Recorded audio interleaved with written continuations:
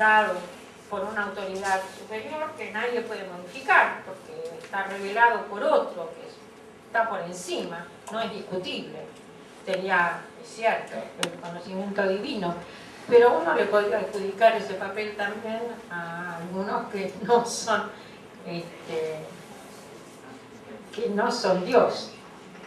Recuerdo que hace poco en una discusión acerca de un trabajo donde se hablaba de educación espiritual, las personas que estaban escuchando decían, no, la educación espiritual, ¿qué es eso? Que es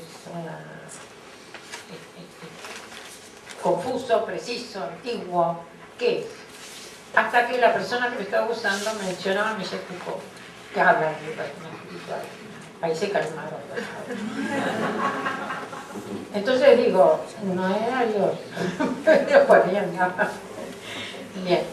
Conocimiento autorizado es el que proviene de alguien que se reconoce como una autoridad. Se lo reconoce como una autoridad, pero también puede ser discutible. Eso es lo que quiero decir. Hay una diferencia entre el conocimiento revelado, que no se discute, se acepta, y el conocimiento autorizado que proviene de alguien a quien se respeta, a quien se le cree, pero que también podría uno quizás discutir. El conocimiento intuitivo, del que recién hablamos, y el conocimiento empírico y el conocimiento racional, que me parece que no necesitan mayor explicación. Aunque vamos a hacer una aclaración, y es que el conocimiento racional de por sí no es un conocimiento que no sea discutible, si bien está justificado, porque está justificado racionalmente y por eso se llama conocimiento racional, en realidad la racionalidad también es histórica. La racionalidad ha ido cambiando a lo largo de la historia. Por lo tanto, las teorías de la racionalidad también son teorías históricas. Así que uno tendría que decir racional para tal época o para tal otra época, o como vengo insistiendo, para tal región o para tal otra región. Depende de las tradiciones de investigación. También podemos hablar de conocimiento disciplinario, de conocimiento multidisciplinario y de conocimiento interdisciplinario.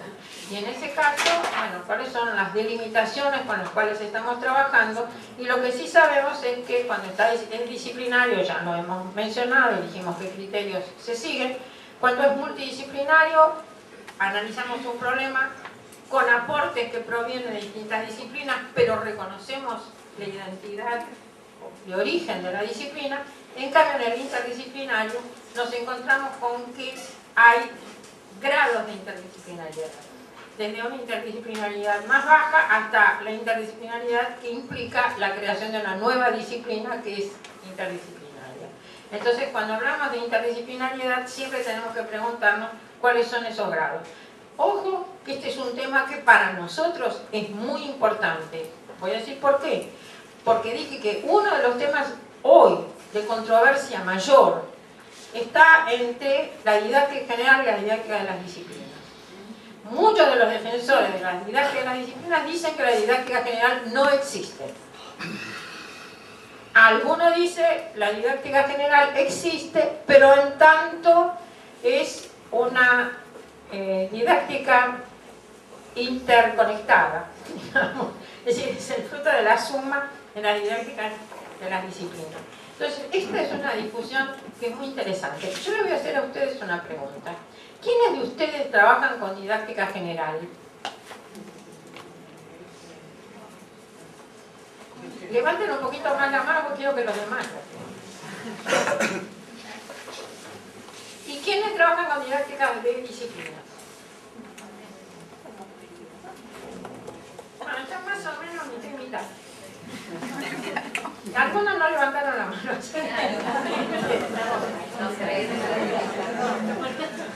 ¿Y algunos trabajan con didáctica general y didáctica de las disciplinas?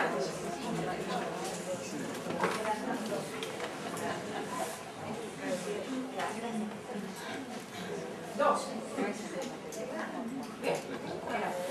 Esta es una discusión, quiero decirles que es un problema de controversia y muy fuerte. Lo vamos a tratar, obviamente, porque es un tema central.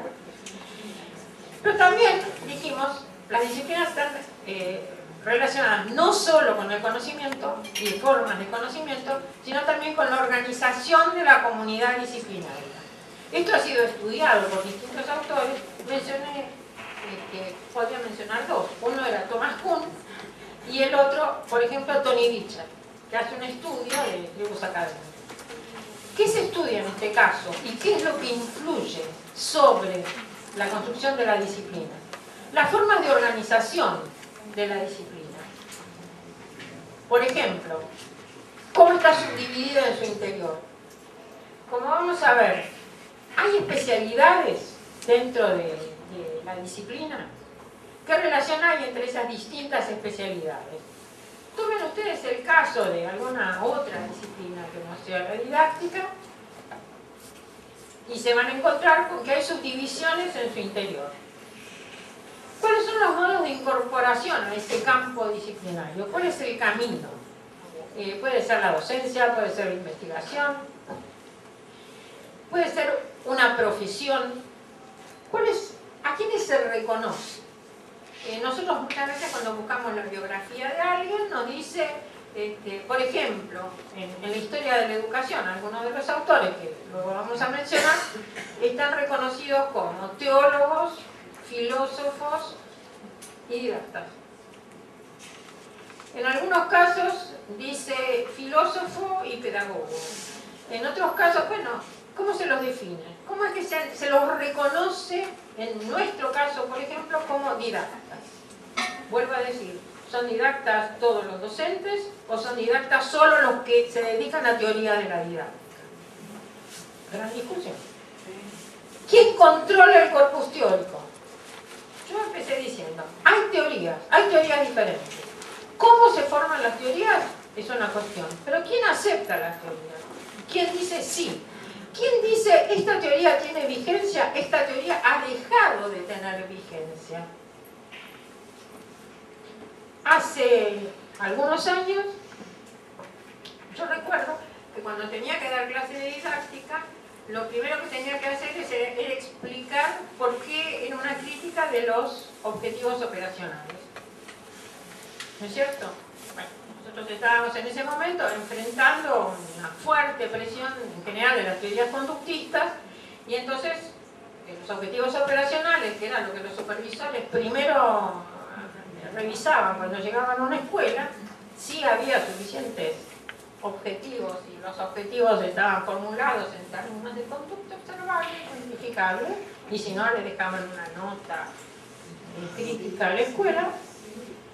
Eso hacía que, si yo tenía que dar clases de didáctica, lo primero que tenía que hacer, si estaba hablando de programación didáctica, era decir, ojo con los objetivos operacionales por tal razón.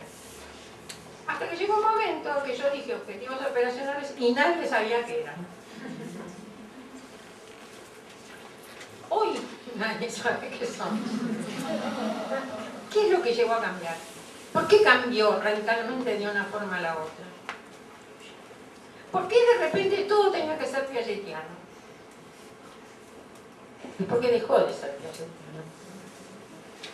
¿Por qué se puso de moda, por ejemplo, Vygotsky?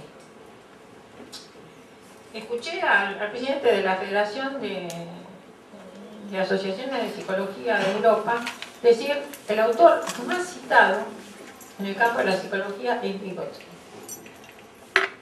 ¿Qué pone de moda a Lacan? ¿Qué pone de moda a ciertos autores? ¿Por qué autores que no se conocían? Vygotsky murió hace muchos años, muchos. Y sin embargo, es cierto, no podemos hablar de educación sin mencionar a Vygotsky. ¿Qué es lo que pone a un autor en el candelero? ¿Por qué de pronto en la educación, yo no sé si ustedes recuerdan a un pedagogo que llegué a conocer, que era Gateño? ¿Alguno de ustedes conoció a Gateño? No digo personalmente, bueno, yo sí lo pude conocer, pero quiero decir que las escuelas privadas, por ejemplo, ponían avisos publicitarios que decían método Gateño para la enseñanza de la lectura, escritura y la matemática. Pero Gateño era muy conocido. ¿Ustedes lo conocen? ¿Quiénes lo conocen? ¿Lo han oído hablar? O en la escuela usaron como alumnos, por sus edades, el método Gateño. ¿Nadie? Ah, ¿lo leíste?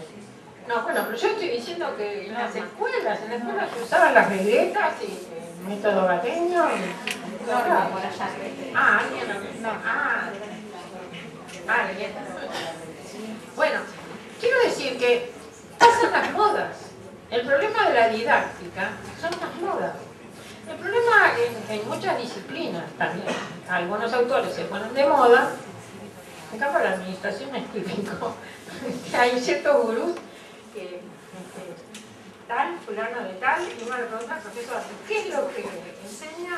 Y el libro de tal. Uno ya sabe cuál es el libro de tal. Hasta que ese libro es sustituido por otro. Bueno, en el campo de la didáctica pasa eso. Recuerdo hace muchísimos años, en las escuelas normales, el libro era de Hansa Ebli, una didáctica fundada en la psicología de Jean Piaget. Y a Ebli alguna vez estuvo en la Argentina y dijo, no puedo creer que sigan leyendo ese libro. Porque además ha escrito cosas mucho más importantes después. Pero con ese nombre, una didáctica fundada en la psicología de Jean Piaget, ¿qué les parece? Basada sobre una investigación que lo había hecho con un pequeño grupo de niños en un pueblo de Suiza. Se enseñaba en las escuelas normales argentinas. Y así fue como, si nosotros hacemos un estudio de la historia de la formación docente en un país, va a ser muy revelador de cómo ha sido el movimiento en el campo de las teorías de la enseñanza en ese país. Por eso digo, el control del corpus teórico es siempre un problema en todas las disciplinas. En nuestro campo, yo creo que es particularmente difícil. Por esa terrible, pero terrible tendencia que ha habido, al menos en nuestro campo, en nuestro país, a las modas, a la adopción de modas. Hay símbolos de la disciplina, de estos símbolos que pueden ser los nombres, como dije, uno puede decir, si lo dijo Foucault, está bien, está, aunque sea lo único que se usa. Y hay una distribución de poder y prestigio en ese campo disciplinar y sus divisiones. Es decir, en el campo pedagógico hay algunas disciplinas que son más prestigiosas que otras disciplinas. Hace muchos años yo tendría que decir que la más prestigiosa era sin duda la sociología de la educación. Era el campo en donde se hacía más investigación y podría decir que era la avanzada moderna en el campo de la pedagogía. Había una vieja tradición ya de historia de la educación y de grandes historiadores de la educación, pero la sociología de la educación hacía punta en esto de la modernidad de las disciplinas. No son iguales en temas de prestigio las distintas especializaciones que hay dentro de las disciplinas, y es bueno analizar también en esos términos, desde el punto de vista epistemológico, qué implica, cuáles son las divisiones que hay dentro de las disciplinas y cuáles son las distintas escalas de prestigio que uno puede encontrar dentro de las disciplinas y dónde estamos ubicados. Por eso, una epistemología didáctica tendría que plantearse esa cuestión y también cuál es el prestigio de la didáctica.